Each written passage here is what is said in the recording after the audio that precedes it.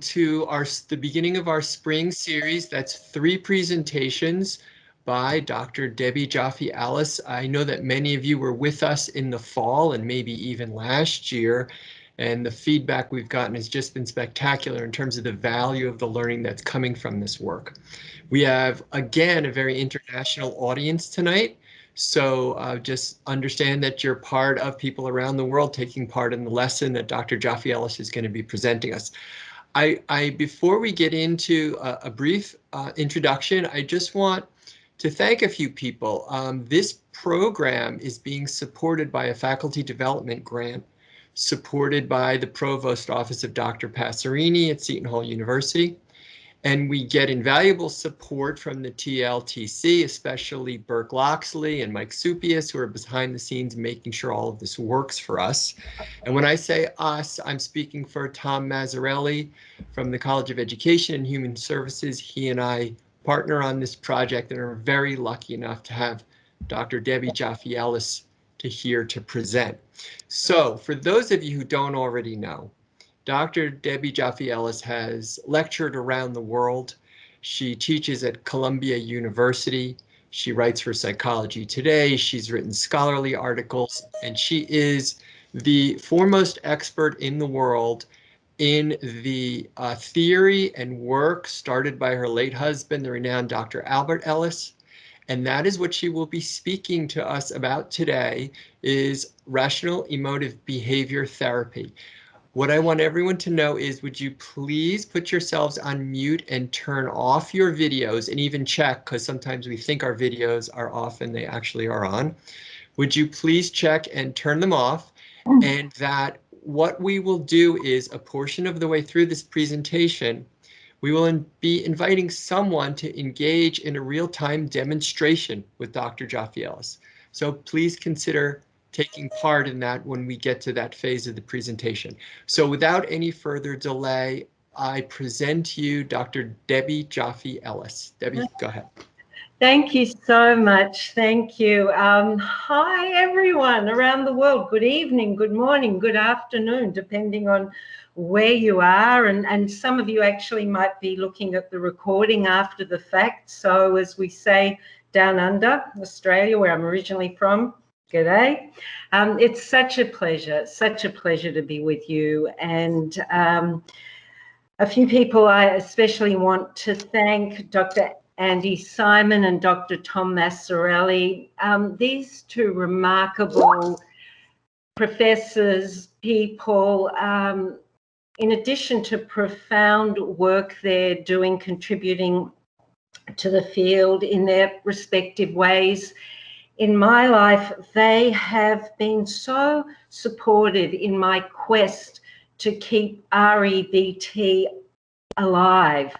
You know, cognitive behavior therapy, CBT, which is based on the principles of REBT, and came really 15 years after REBT emerged. And my late husband, let me reach over, and that's Dr. Albert Ellis, was actually, as Dr. Aaron Beck has often said, a great help and inspiration to Dr. Beck as he was doing his work on depression, his research on depression as a forerunner of his cognitive therapy, which then became cognitive behavior therapy. So anyway, since my husband's passing, over the years, it seems that REBT is being rather marginalized. And I come across younger students of psychology and counseling, and they haven't heard of Albert Ellis. REBT, yeah, I think we covered it in one class. And it seems such a great shame, because number one, it is a distortion in a sense of the history of the cognitive approach. REBT really heralded in the cognitive revolution in psychotherapy, and it has some unique elements that aren't emphasized in the incredible, effective CBT. And so I and many others believe that it's vital that REBT retains its prominence and its deserved respect. And I don't say this because I was married to the creator of REBT. I'd be saying this even if I had not had any sort of personal connection with him. It's because REBT, again, has unique offerings.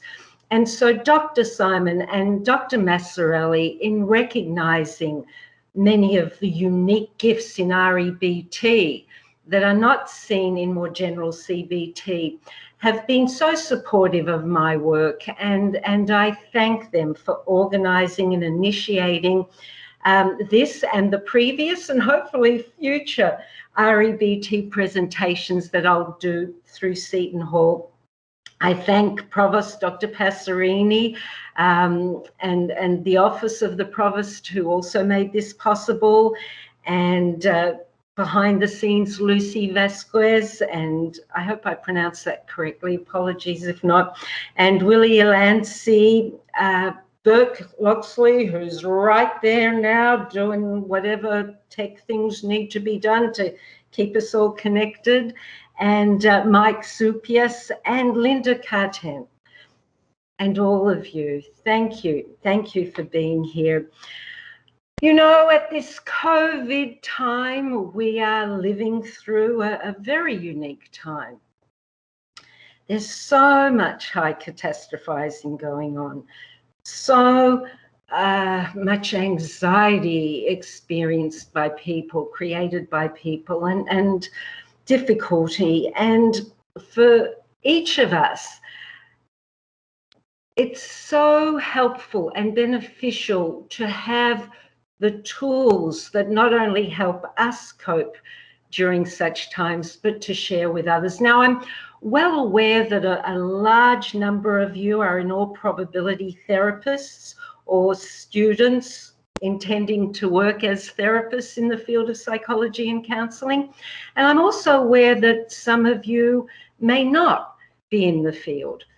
And nonetheless, REBT, in addition to being scientific, evidence-based, cognitive approach that heralded in, as I said, the cognitive revolution and changed the world of psychotherapy, but it's also a way of life for those of us who choose to use it as such. And I believe a number of you have taken my previous presentations through Seton Hall, where I presented on the basics of REBT and had a whole session on the tools and techniques and so forth. And so this series of 3, as Drs. Simon and Mozzarella requested, are kind of a follow-up, more advanced in a sense. However, don't feel left out, please, if you're not therapists or if you missed the previous sessions. I believe when you clicked on the link to register, under the lines asking for your details, there's an illustration with an arrow. That's the video. And I believe that is the video of a close to 2-hour session I did at Seton Hall about 18 months ago. And that really contains more substantial description of the basics and tools and techniques, and a demonstration as well, which was very powerful at the time. So for any of you who, when I'll be talking today, and I'm only doing a quick, brief description of the main elements of REBT before I go into the stated topic for today. Any of you who feel a little deprived or I don't know what she means, I hope you'll have time to look at that YouTube video. So the 3 topics that I'll be talking about, I'm sure you've seen on the flyer, and the topic for tonight is Rational Emotive Behavior Therapy, REBT, and Telehealth online counseling, overview and practical suggestions. And the plan for tonight is that I will, as I said, give a quick description of the basics of REBT and go over pivotal aspects of REBT therapy sessions before segueing into talking about the topic for tonight. And then, if there's a volunteer, hopefully do a live demonstration and then answer any questions. And please, we welcome you to send questions in to Dr. Simon, who'll be monitoring the chat area, and he will ask me questions at the end.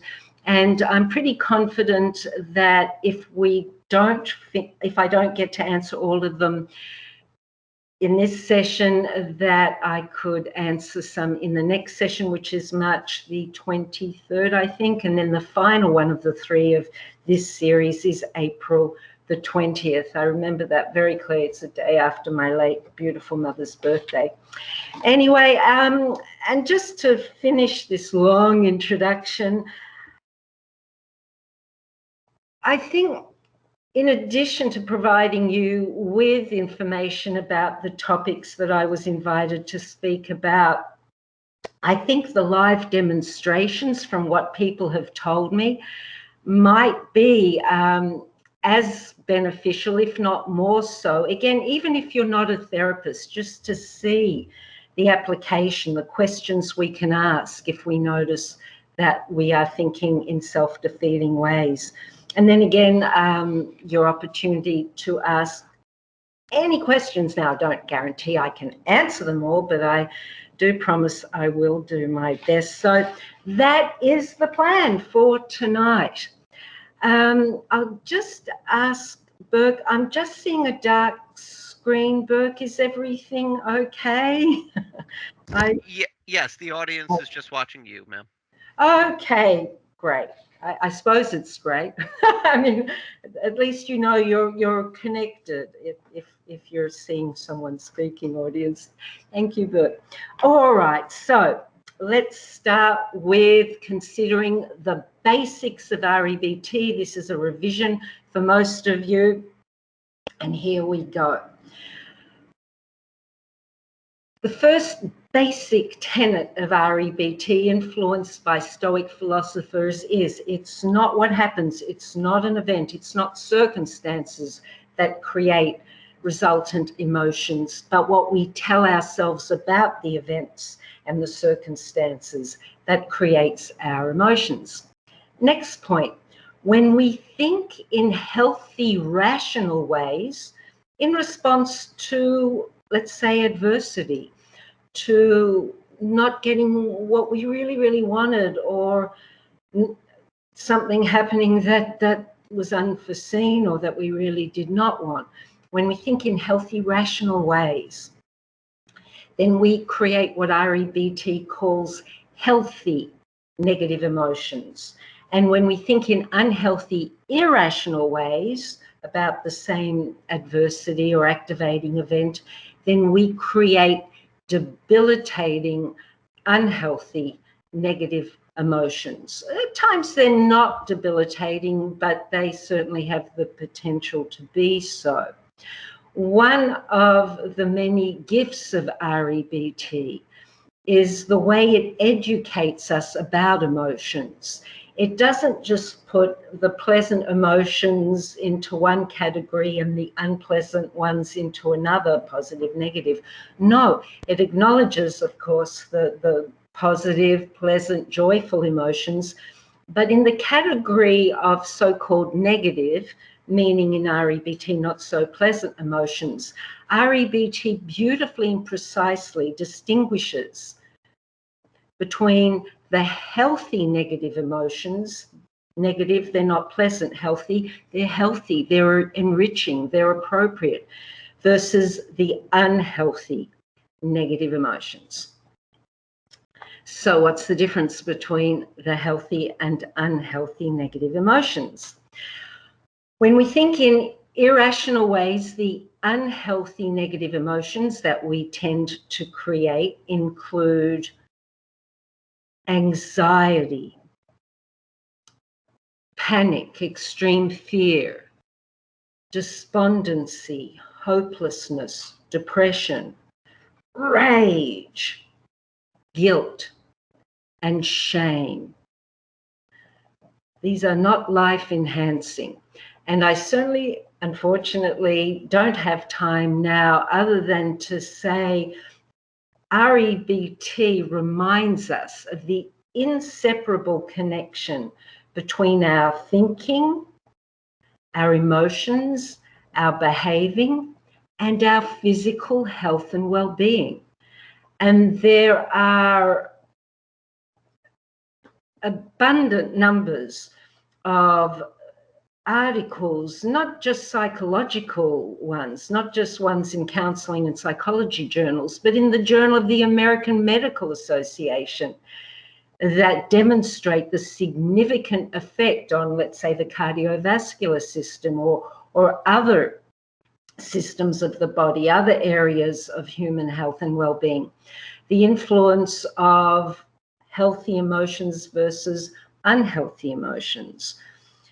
So very important to know that we have the power to create our emotional destiny. And when we are mindful and choose to do so, there's less likelihood, I'm not saying no likelihood, but there's less likelihood in succumbing to certain illnesses, including those for which we may have genetic predispositions, the mind-body relationship. Anyway, so I just a few moments ago described the unhealthy negative emotions. The healthy counterparts that we create when we think in rational ways about the same activating events include concern instead of anxiety and panic and extreme fear. REBT isn't about creating some kind of neutral emotional zone. No, it wants us to live a full life and enjoy the privilege that a human being has to experience different emotions, but to create healthy ones, not the unhealthy ones in this one life we have. Huh? So concern can be motivating.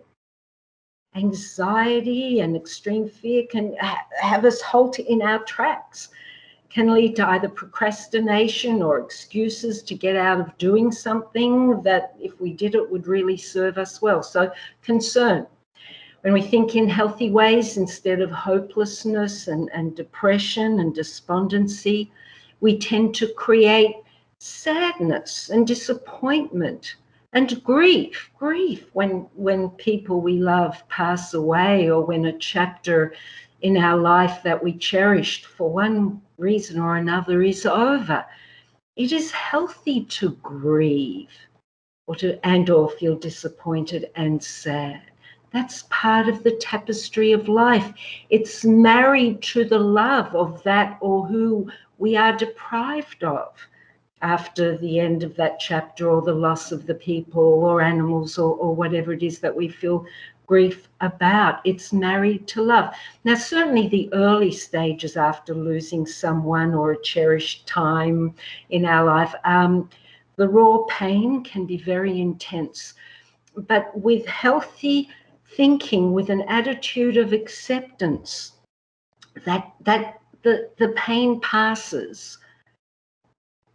And some people who have not been taught to discern or identify what they're feeling may mistake depression, I don't want to get out of bed in the morning, for grief. So continuing with the healthy emotions that we create, instead of rage, when we think in healthy ways, we create what REBT calls healthy anger.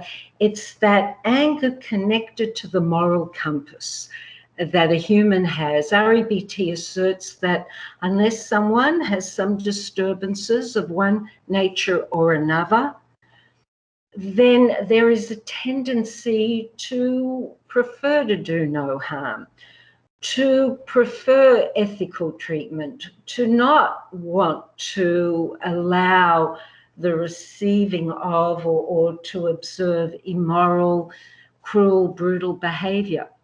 So that the healthy anger can motivate one to take action, to change bad situations. Sometimes that's possible. Sometimes there are situations an individual can't change.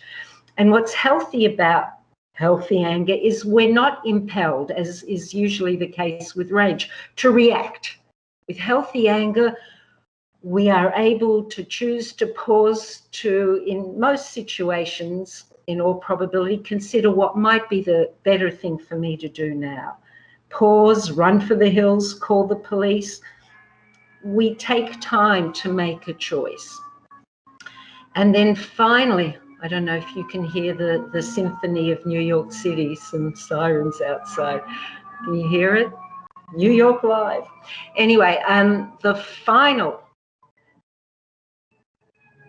healthy, got distracted, healthy negative emotion that we create when we think in rational ways is regret instead of shame and guilt. Shame and guilt are debilitating. At the root of them is self-damnation or damnation of others and life. And regret, again, it's an emotion created when we think in relation to our moral compass of the willingness to take responsibility for what we do. And if we've done a bad thing, the willingness to regret it. And, that increases the possibility that we won't repeat that mistake or that bad behavior.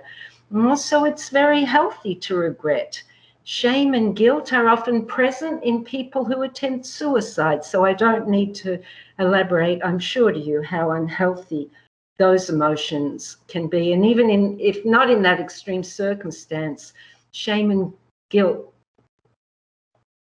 robs a person of greater enjoyment in life. Okay, so then moving on very quickly, irrational thinking, we have demands, shoulds, musts, oughts. There are three core irrational beliefs from which countless others flourish. First one is I must do well and be loved, liked, approved of by everyone. Second one is you must treat me well and act the way I think you should. That belief is at the heart of terrorism and hatred and war, where an individual that aligns with a certain group or country or religion or philosophy demands that others should be the way they are and the way they think they should. And the final one is life should be fair and with justice. I mean, that is a healthy preference. But if we demand that that exists when in reality it doesn't, and REBT is reality-based, the flavor of it is realistic, underline realistic optimism. Yay, yeah. So life should be fair and with justice. Okay, when we think in irrational beliefs, in irrational ways, we catastrophize, we awfulize, we have low frustration tolerance. I must have what I want when I want it, little baby that I am. The condition of I can't stand-itis. Taking things too seriously, blowing things out of perspective, thinking in absolutistic ways and stereotyping and overgeneralizing and damning oneself and others and life when things don't go the way one thinks they should. And when we think in irrational ways, it's the opposite to that. We surely have goals, it's healthy, and desires and wants. But when we want something, even with all our heart, and we don't get it, sure, we're likely to feel healthily sad, disappointed, some grief, but not hopeless, despondent, or enraged, or one of the other unhealthy emotions that we create when we're demanding. So thinking rational ways, we have preferences, wants, wishes. We keep things in perspective. We have a sense of humor. We don't awfulize or catastrophize or think in absolutistic ways or stereotyping or overgeneralizing. We have high frustration tolerance. We remind ourselves we can stand what we don't like. We just don't like it. That's healthy. And so importantly, at the heart of REBT, and something REBT emphasizes more than any other of the cognitive approaches, is the importance of unconditional self-acceptance, unconditional other acceptance, and unconditional life acceptance. So the next offering of REBT is the ABCDE Framework of REBT, and I don't have time to go over it with you now, other than to say, if you do look at the video of my presenting at Seton Hall that was on your registration page, then I do describe it there. It's a beautiful, simple tool people can use in writing and over time, just easily in their head, where, okay, I'll real quickly. A is the activating event. Then get real clear. What's the C, the consequence? Is it healthy or unhealthy? If it's an unhealthy emotion, it's one of the debilitating ones I mentioned before. And then you go to B and do the detective work and identify as many irrational beliefs as you can. And then you go to D, which stands for disputing. And another element of REBT that I love so much is the precision with which REBT encourages us to dispute. You see, REBT doesn't just want us to replace an unhealthy thought with a healthy one. Of course, that's the ultimate goal, but it wants substantial, lasting change. And to do that, it's important that we knock any credibility out of the irrational beliefs. And we do that by questioning them, disputing them, Socratically, logically, pragmatically, asking questions with questions of each irrational belief. Where is it getting me to believe this? Is it helping or hurting? Where is the evidence? Can I really not stand it? Does it really follow? And so on. And then finally, we come up with effective new beliefs, new rational beliefs, and then it's really important to repeat them and repeat them often and often and often. Elective brainwashing. And then there are other tools and techniques that I really don't have time to go over here. Look at the video or read the books. And Dr. Massarelli is going to put some reference books. 3 of them relate to tonight's topic of online REBT therapy, but there are a few basic REBT texts that I recommended in past presentations for Seton Hall. And one, do I have it here, is this primer that APA published. It's thin and easy to read, and it's Rational Emotive Behavior Therapy, the 2nd edition. So I updated it and it came out in 2019. So they're the basic elements of REBT that also reminds us that it's not enough to just have an epiphany, that to create and maintain, which is the goal, right? To maintain lasting healthy change requires ongoing effort, ongoing effort, ongoing effort. Even the master made effort for all of his life. He used to say that he thought genetically he had his father's tendency to quick impatience and anger, and he worked on his thinking but was a great master and example till the day he died. So they're the basics of REBT. And now what I'd like to do is a segue into tonight's topic, and I'm looking at the time, and Dr. Simon, I told you I might want to start at 1/4 session. I might need another 20 minutes before the demo.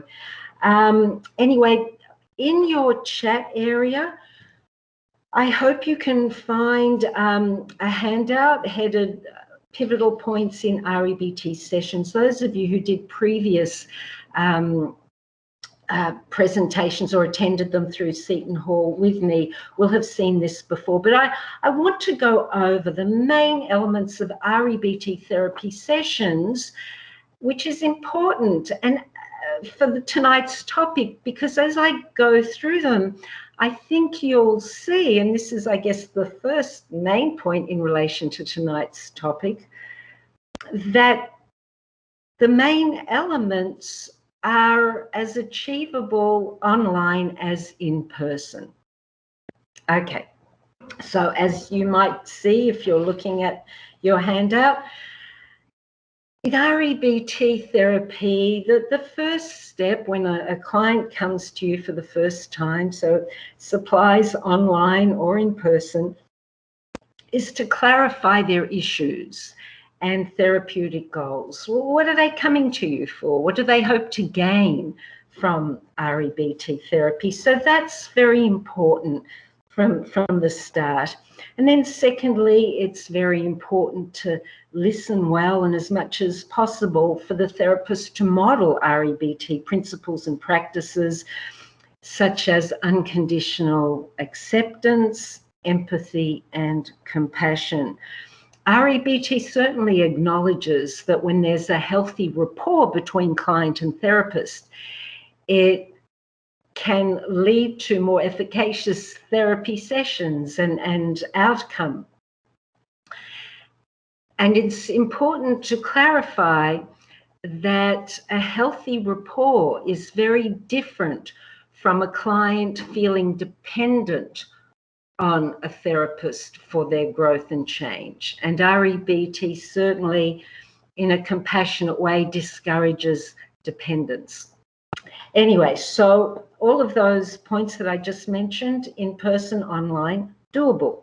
Important, the third point, if you're reading along with me on the handout, be alert, be direct, point out to the client times he or she may be thinking in self-defeating ways.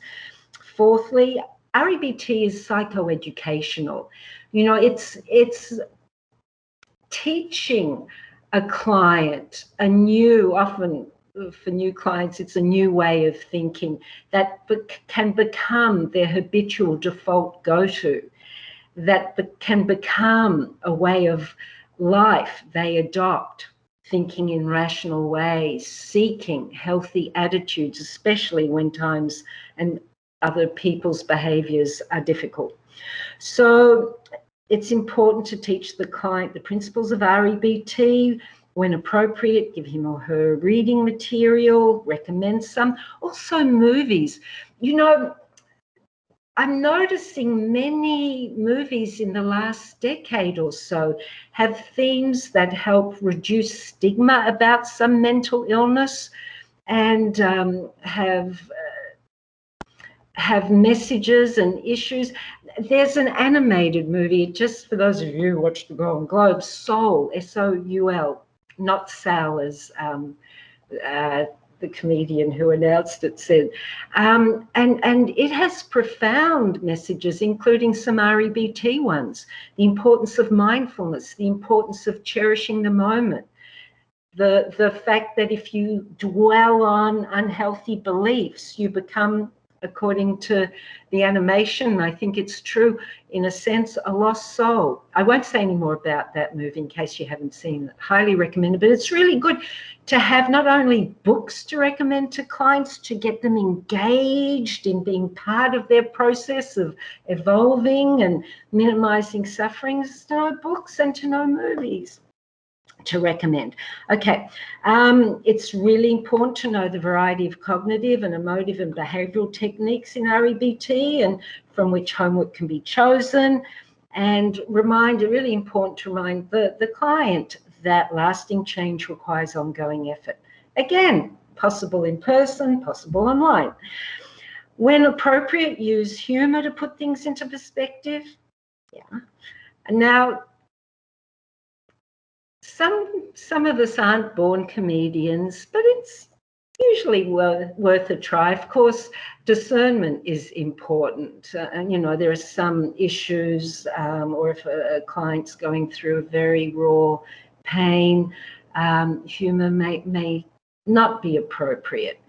Or it may, you know, so discernment. REBT isn't one size fits all. This is what you do in the first session. This is, you know, we serve our client and our goal is to help them learn to help themselves, to minimize emotional suffering and maximize joy.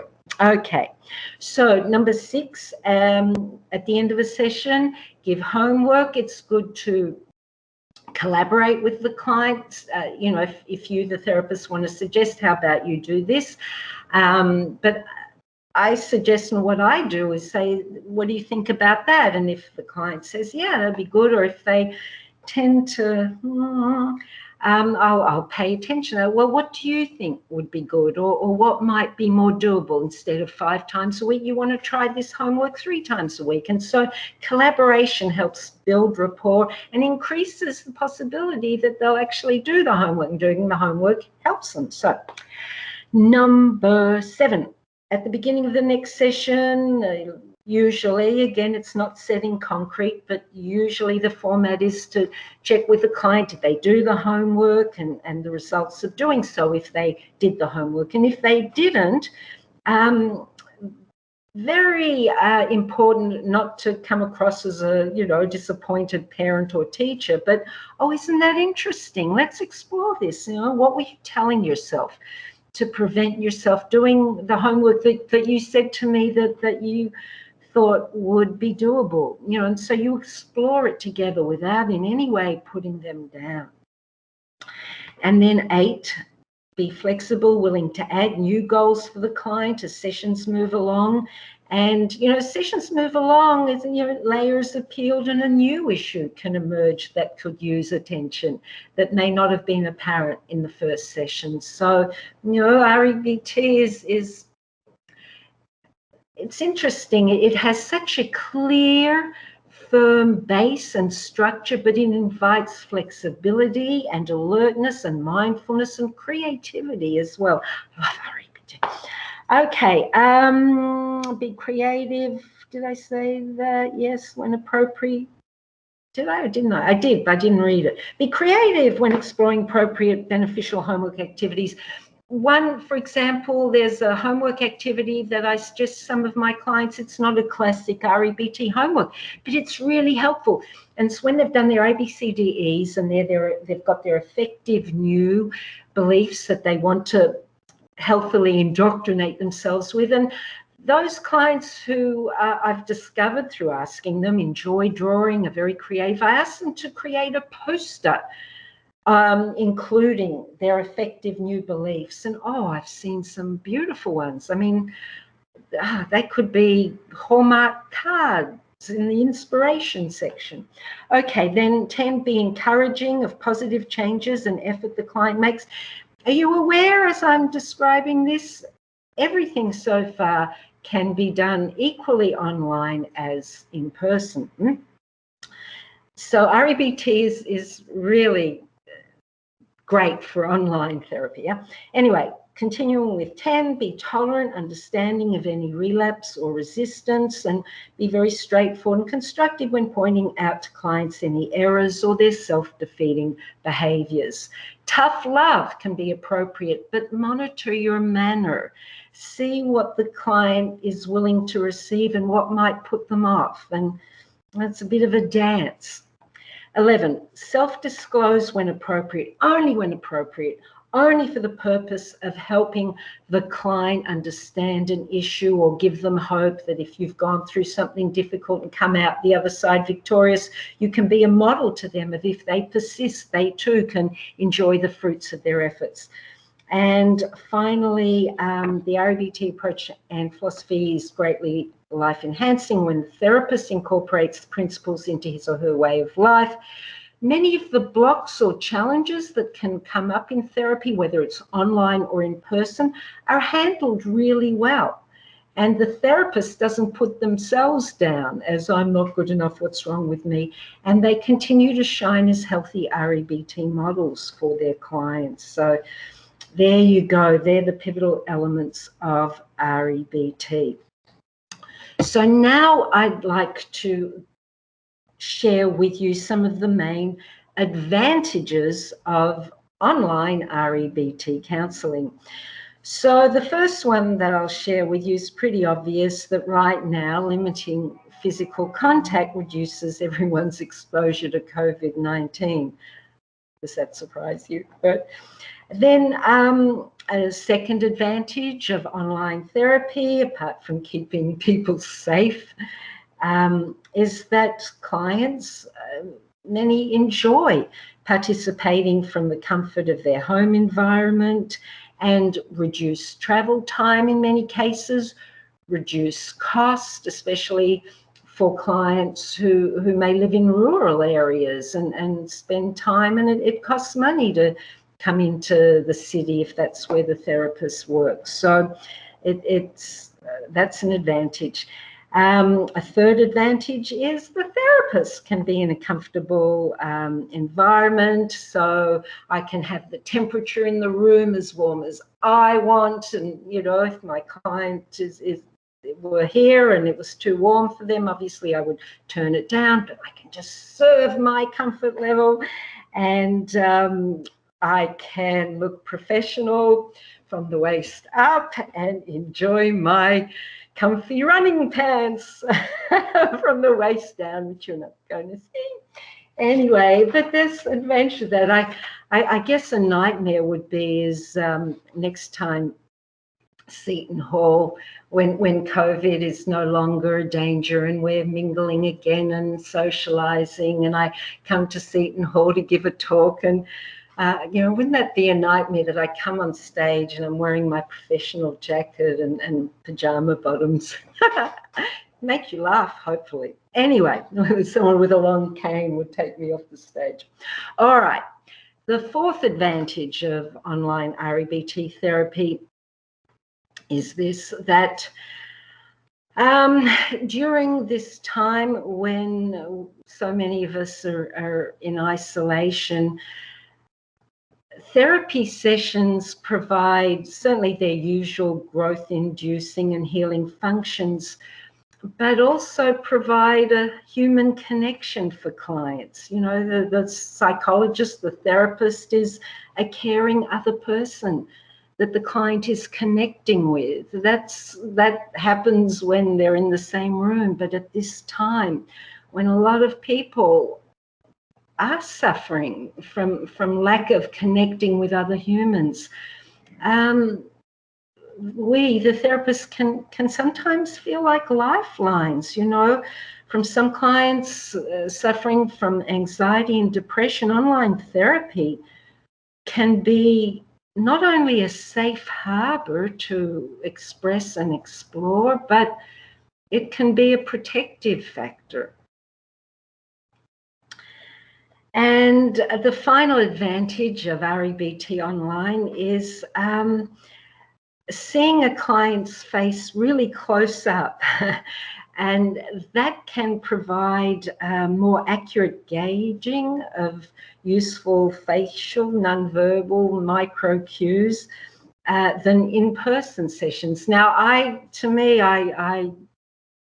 people who've worked with me either in demonstrations or clients or whatever, I look, I make a lot of eye contact, and I'm paying attention not only to the facial nonverbal cues, but others as well. And I certainly have found in my work with clients online that it's as clear and more clear than when I'm with a client in person.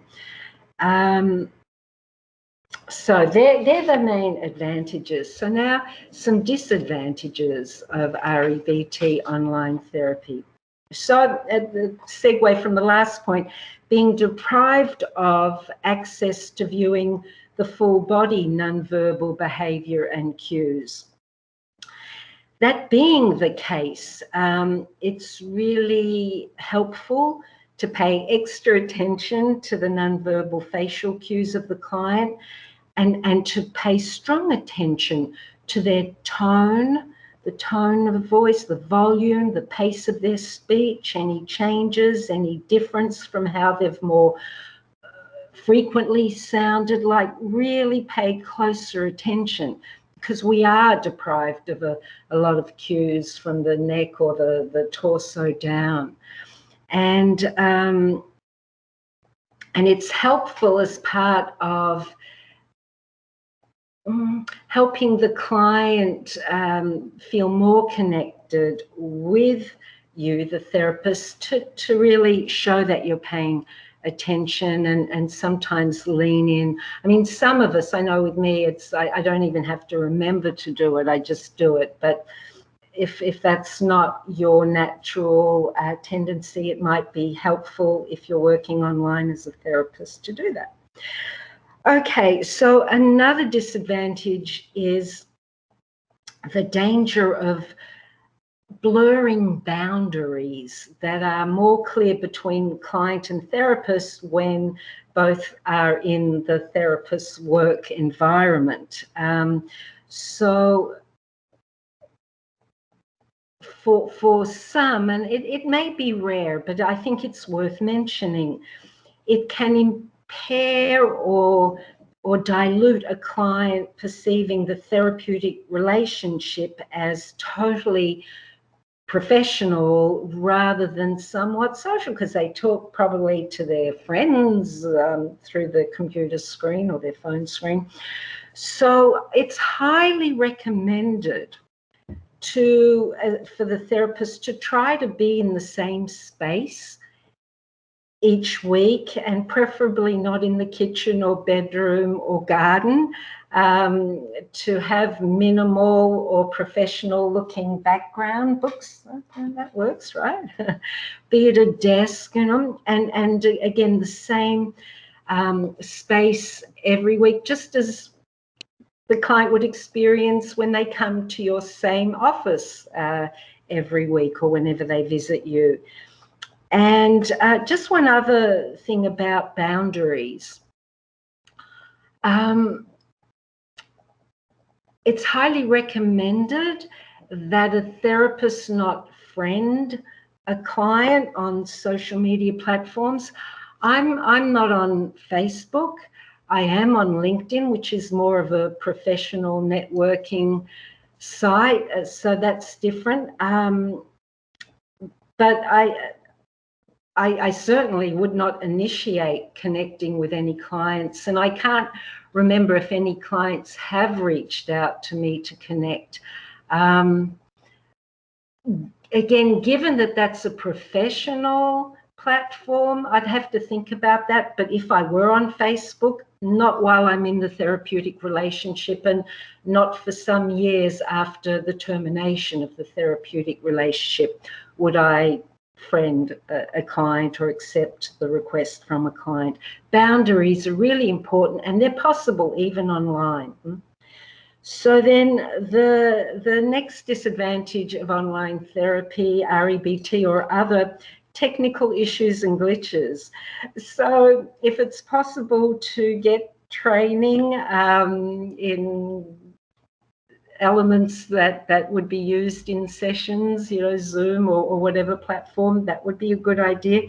It's also highly recommended. Sometimes the internet goes down. It's not in your power to have alternative ways of reconnecting during a session, like, your phone number, have a phone number, that worst case, so you don't see each other in that session, but you can continue the session.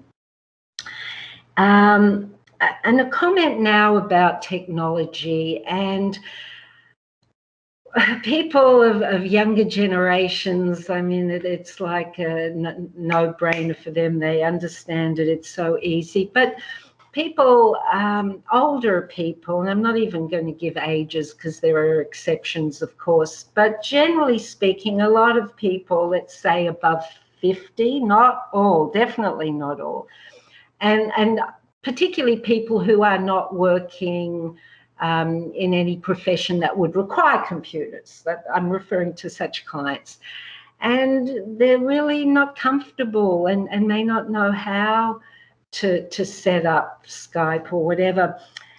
If possible, well, either recommend if they have a young relative or neighbour or a friend who can help them learn the basics, encourage them to do that.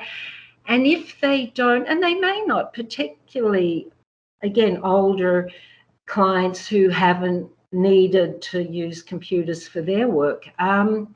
I know Columbia University, since the beginning of COVID, there are students who make themselves available to help elderly people with this or that, including tech issues.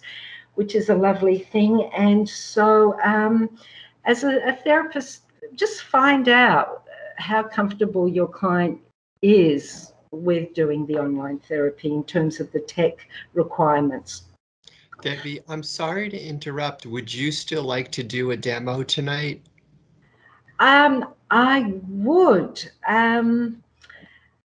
So perhaps if I take another 10 minutes, is that okay, Andy? And then we'll have half an hour, and we may not have time for questions, but thank you. That's fine. Thank you, great. Okay, so another disadvantage of online REBT therapy is the potential for lack of privacy, or the perceived lack of privacy, distractions such as, pets, dogs, cats, other people, knocks at the door, cell phones. So as much as possible, minimize any distractions on your end and request that the client does so too. If there are distractions, an opportunity to practice high frustration tolerance. Okay, now an important limitation regarding online therapy, whether it's REBT or something else, is working with people at risk, people with suicidal ideation. And I would strongly recommend in that case that the therapist recommend that the client see someone in person who is safely, talking about this COVID time, whether it's at a clinic or in a hospital, where it's safe, as safe as humanly possible at this time, to have an in-person session. Okay, so a few words now about the efficacy of REBT online therapy. My experience in the past year has been that it's very effective. I haven't seen any halt or regression in my clients' progress. And frankly, I think if I had have seen that, it probably would have happened in in-person sessions as well. So I don't think online would have been the reason if that had happened. Research suggests, and there are some articles, I believe it's in the chat page, there are some references that I've given to Dr. Massarelli to share with you, that on this, the research that suggests online therapy is effective for anxiety disorders, depressive disorders, post-traumatic stress, etc., etc. And that the research has shown that it has the potential to be as effective as in-person sessions. Okay, now for those of you who are therapists who do group therapy and group REBT therapy, it's important that each member agree to the protocol as if you're all getting together in person. So punctuality, appropriate dress, preventing distractions, requesting no food, no smoking, no alcohol, that the individual doesn't act in ways not only to distract you, the therapist, but the other clients.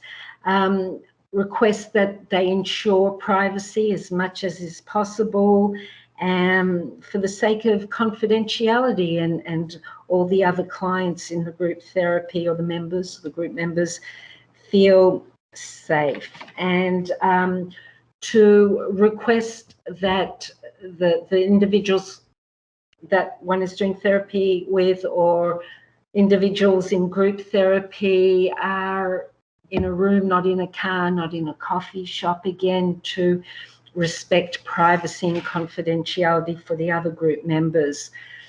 Okay, so a few additional practical suggestions. Inform either neighbours or family or whoever before a session that you're going to be in a session, and request that they don't disturb you.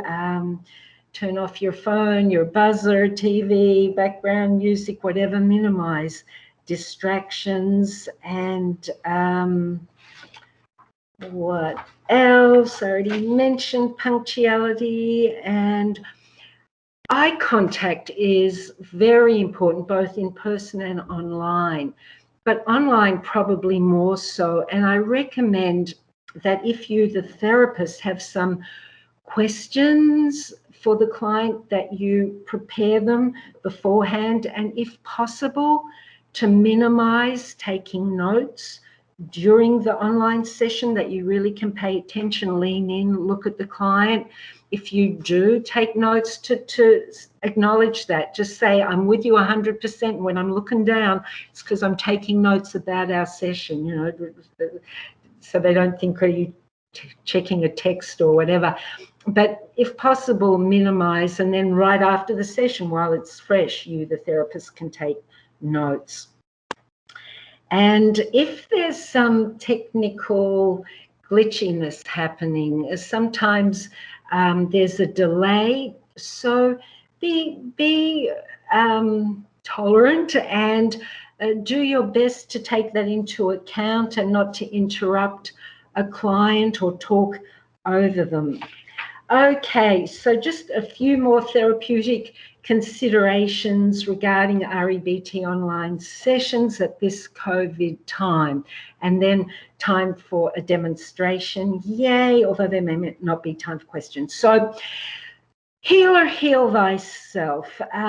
It's really important that each one of us each human being, but talking to those of you who are therapists or academics, you know, working with students and so forth, or anyone in the healing professions, teachers, social workers, medicos, prevent burnout.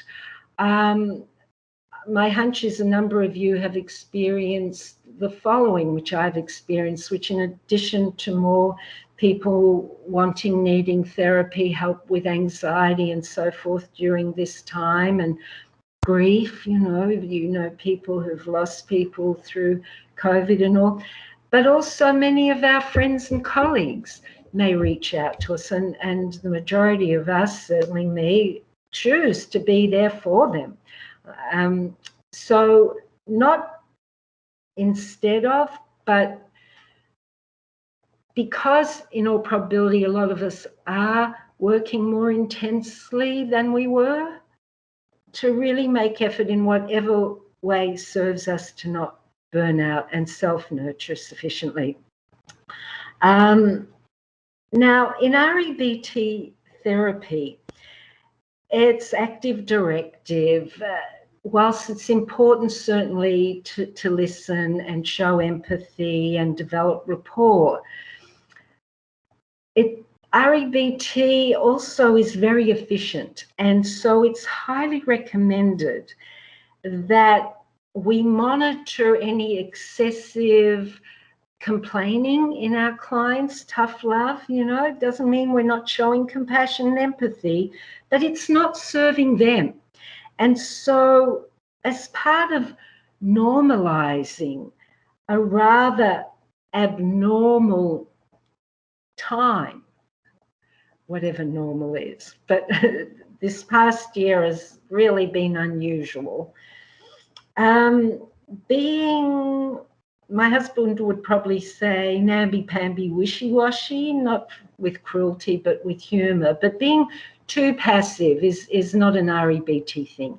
Yes, sensitivity and discernment when a client is in raw emotional pain, but then appropriate directness, tough love for their good, to help them decatastrophize, refuse to succumb to awfulizing. So please refer to the references that you'll find in your chat page. Distant counselling is not new. Now, since COVID, HIPAA, Health Insurance Portability Accountability Act, they've lessened their regulations so that in the past, a therapist might be in danger of losing their licenses if, let's say, they did therapy with someone in another state.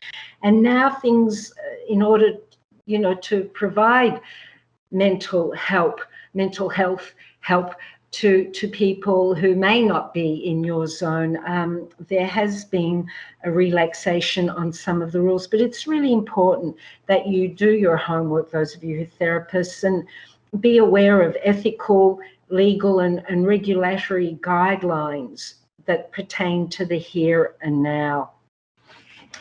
Okie dokie, and there we have it.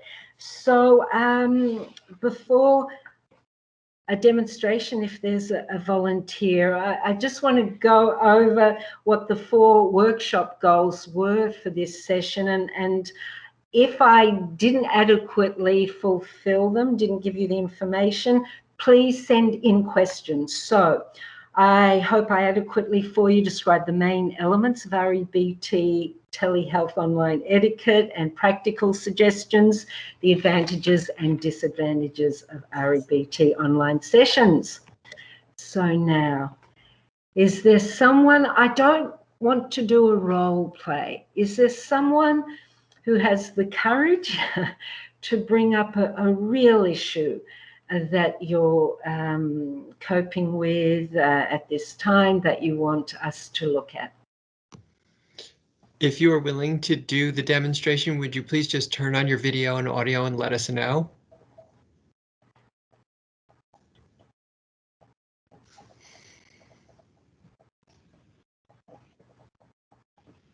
No one is emotionally disturbed. Yay! And I don't believe you.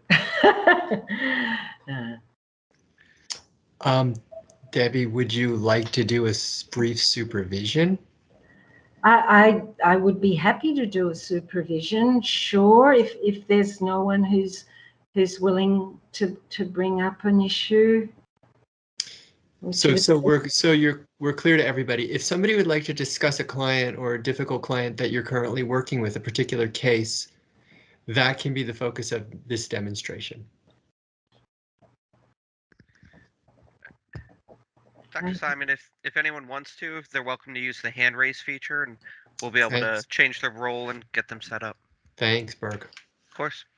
So if anyone has a client, please, and you'd like the supervision, please raise your hand or speak up, either. Yeah.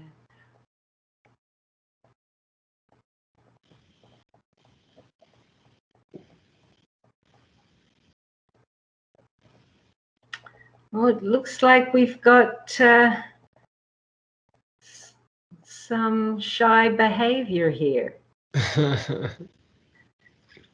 Is there anyone who's on the borderline, just on the verge of demonstrating and feel anxious about doing that? And if you are, I would invite you to reflect on, what are you telling yourself to hold back from volunteering?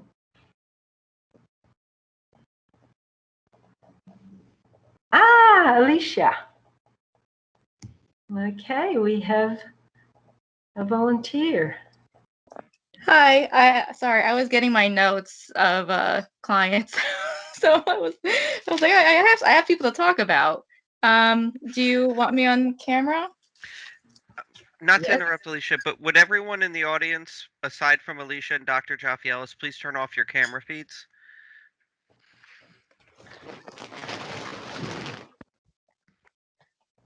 Okay, so I guess I'm going on.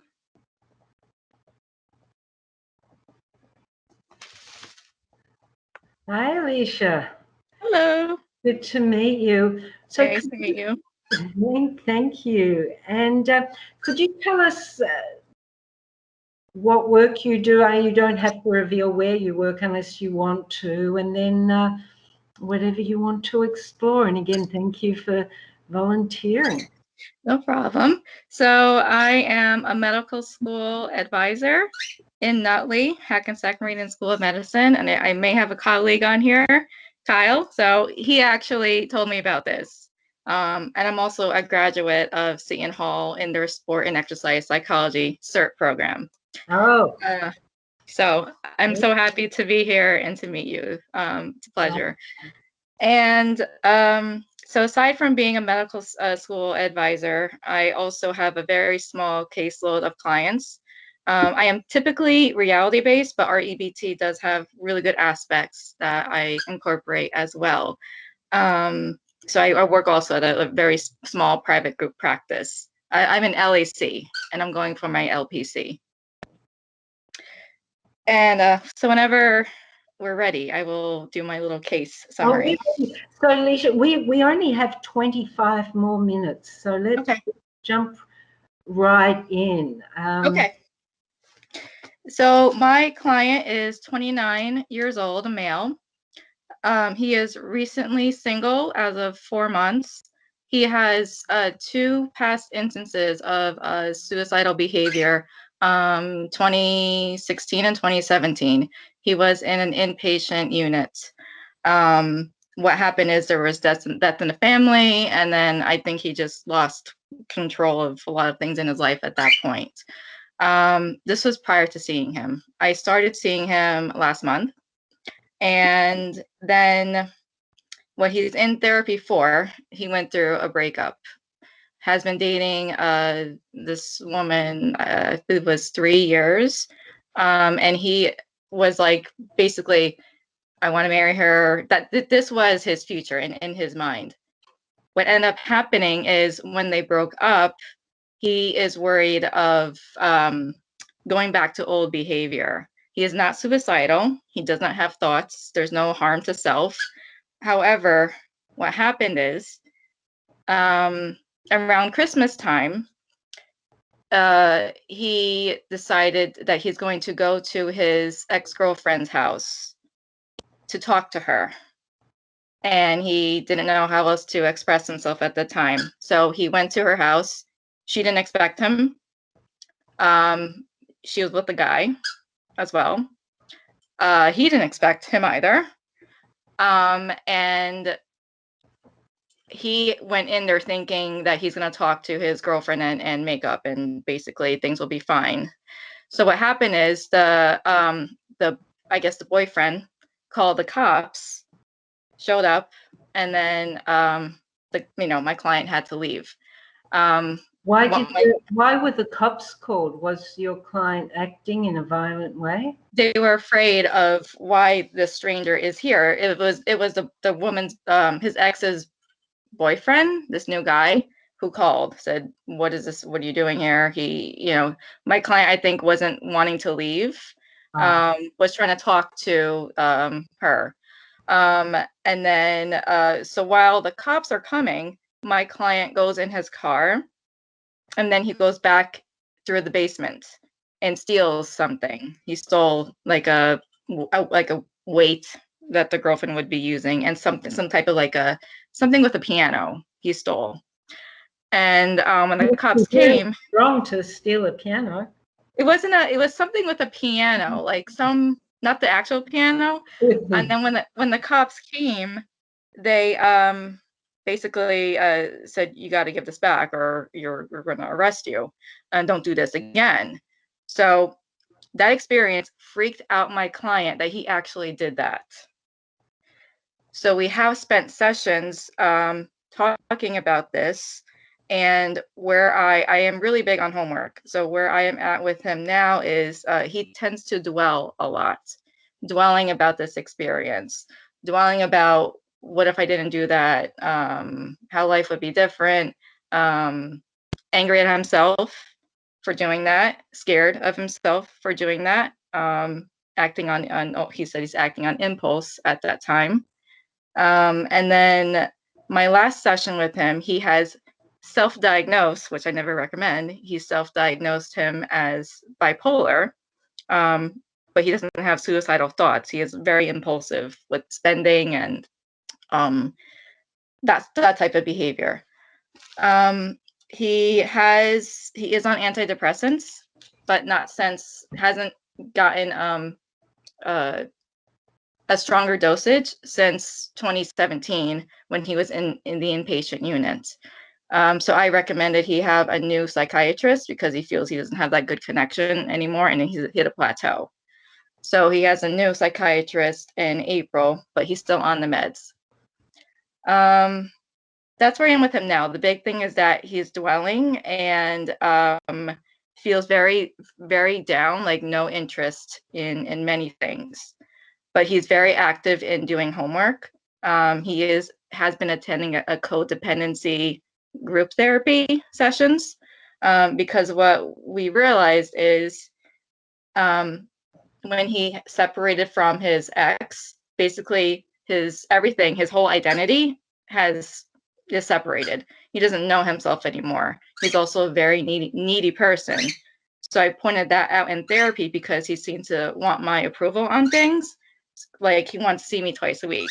I'm like, we can't, we need to establish the boundaries, knowing that you do have a needy and attached behavior. I'm going to focus on his independence. And that's basically the summary here of my client. Thank you. By the way, is there a bird in your room? There is. He likes to talk when I'm talking. Yeah, I noticed that. Am I hearing birds? Yeah, that's from me. Okay. So what are your therapeutic goals right now with this client? I think it's really helpful to, not just from the get-go, but especially if therapy is rather longer than shorter term, reassess the goals. So Alicia, what are your goals with him right now? Sure. My goals is to work on managing his depression, finding joy in things again, and also really working on his own self, because he does have a very neediness about him, and he tends to call two friends he always talks to, and he asks for validation, like, am I a bad person? Do you still think I'm, I have something to offer to somebody else? He really is big on validation and very reliant on other people's perceptions of him. So I'm trying to get him to do less of that, less of the phone calls with friends, and talk about their lives, ask them questions. So I'm trying to establish some type of independence with him as well. So the depression and working on his attachment style is insecure, preoccupation, insecure type. Working on that as well. So I think those three things. Okay. Now, in terms of using REBT, which you said you tend to do, does he understand the principles of our beliefs create our emotions, and that he's creating he has a part in addition to the endogenous elements of depression? Does he believe that he can change his emotions? Yeah, I do a lot of psychoeducation with him, and I actually wrote, this is a quote that he said.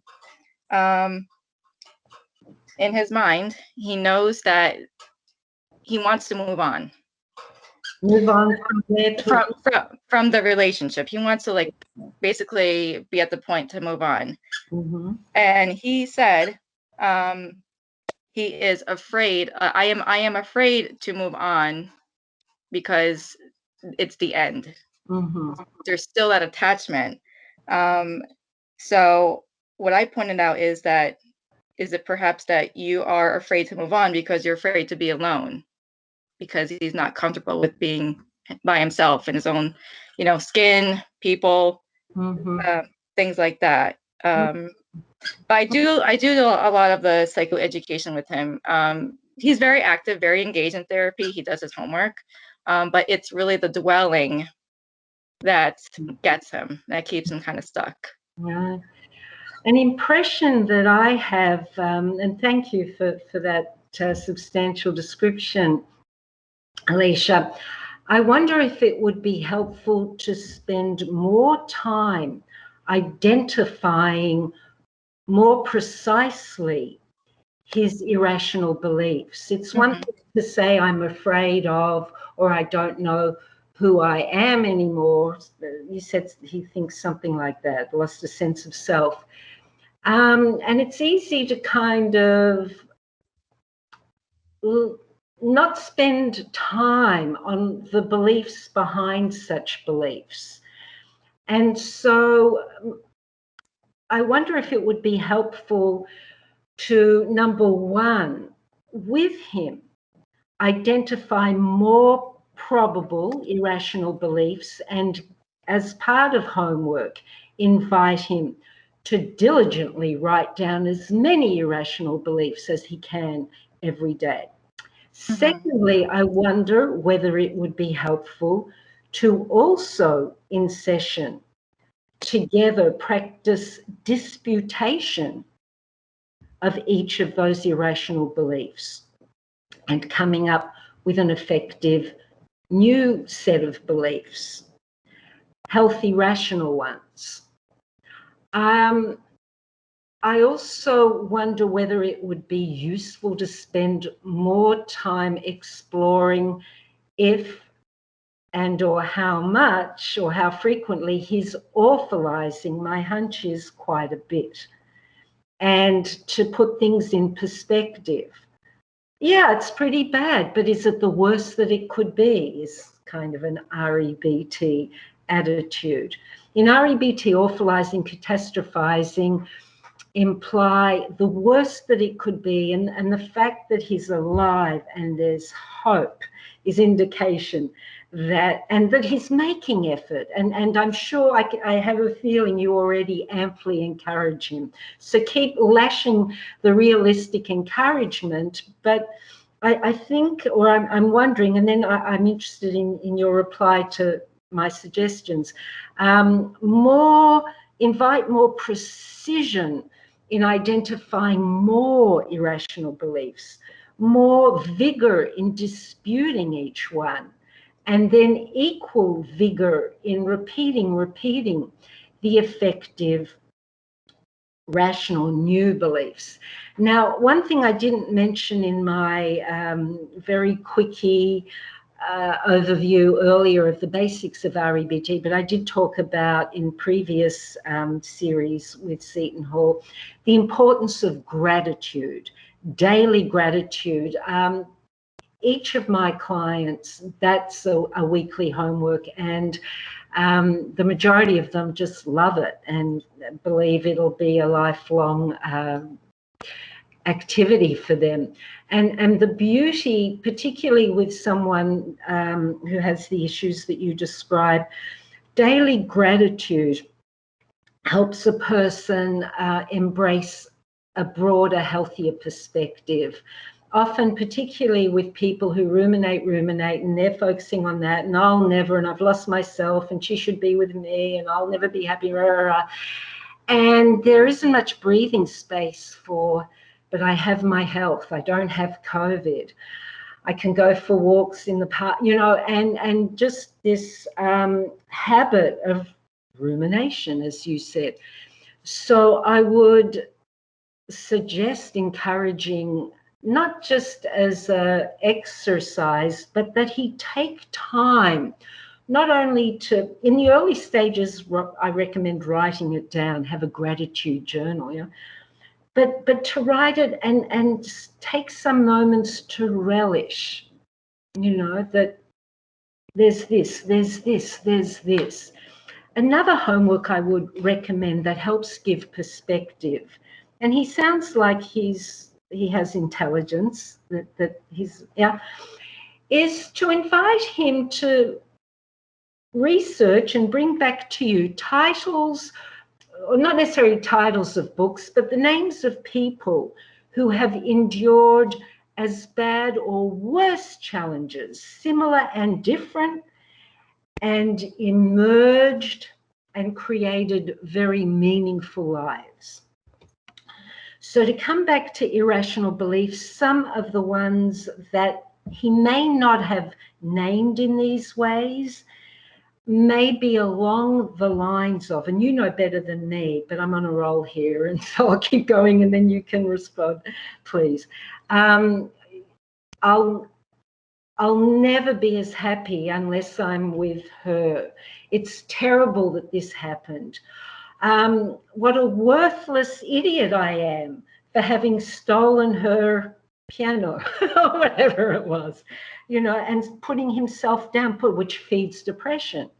So I suspect there's a lack of worth there because, frankly, he acted in a stupid way. So it would be really helpful to encourage him to unconditionally accept himself, by acknowledging we're all flawed.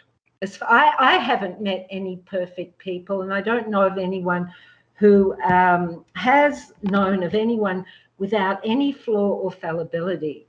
And, you know, bringing that up can invite some humor as well. And the fact that it sounds to me like he's beating himself up and giving himself such a hard time. So to invite him to take on a compassionate view. He was heartbroken. He loves her. So he acted foolishly, like he's the only one in the world. So to bring perspective. So I would definitely encourage being more precise, he being more precise and you helping him in identifying the shoulds, the overgeneralizing, the self-damnation, the other damnation, the awfulizing about life and I'll never, and inviting him to be willing to start a new chapter with the proviso that he's willing to accept that he may stuff up again, and that's okay.